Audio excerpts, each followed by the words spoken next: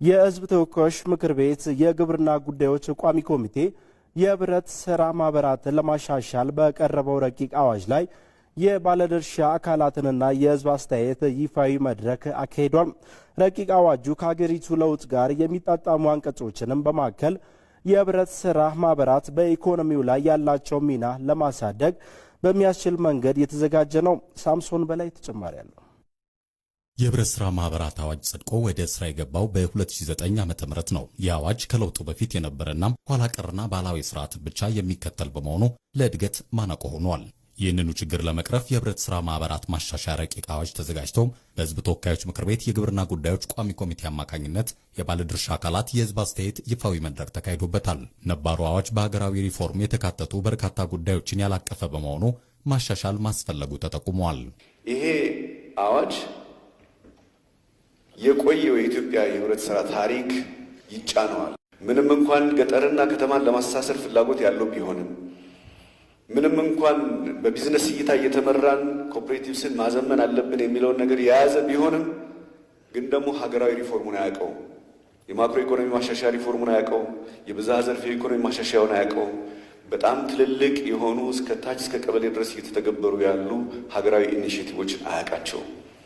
ስለዚህ ከሀገራዊ ሪፎርሙ ጋር የተጣጣመ እናድርገው የሚል ሁለተኛ ዲፓርቸር አለው። ከዛ አንጻር የሚጎሉት ነገሮች አሉ። እሱን አካተናል ማለት ነው። በመድረኩ የተገኙ ተሳታፊዎችም ማሻሻያውን ተከትሎ የተለያዩ ጥያቄዎችን አንስተዋል። የመጀመሪያው ነገር ይህ አዋጅ መሻሻሉ እጅግ በጣም ጥሩ ነው ብዬ ወስዳለሁ። ምክንያቱም አንዱ በ2009 ነው አዋጁ የወጣው። በ2009 የነበረው አገራዊ አካባቢያዊ ነባራዊ ሁኔታዎች ይታወቃሉ። አሁን ያለንበት ደግሞ የሚታወቅ ስለሆነ ስለዚህ ጊዜውን የጠበቀ ለመሆን ጥረት ያደረገበት መንገድ ጥሩ ነው ብዬ ወስዳለሁ። ሁለተኛ ህብረት ሥራም በአገር አቀፍ ደረጃ ራሱን ሪፎርም እያደረገ ጤነኛውንና በሽተኛውን ማህበራት እየለየ መድኃኒቶችን እያስቀመጠ የሄደበት ሁኔታ አለ። ይሄም በአዋጅ መደገፍ አለበት።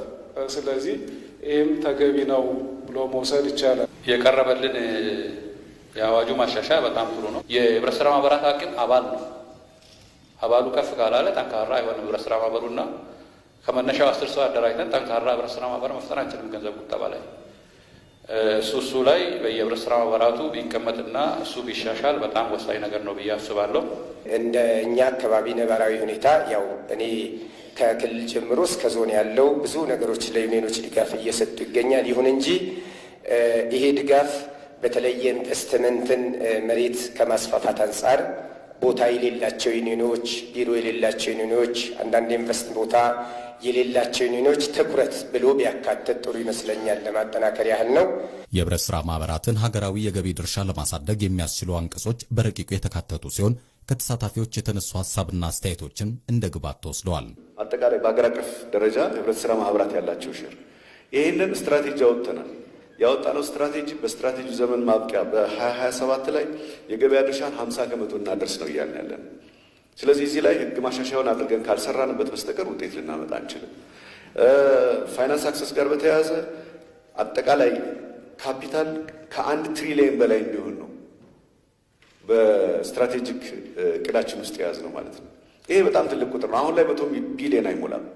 ሪፎርም የጀመረው ከህግ ማሻሻያ ስለሆነ በዛ መንገድ የመጣ ነው። በጣም ጠቃሚ ግብዓቶች አግኝተናል።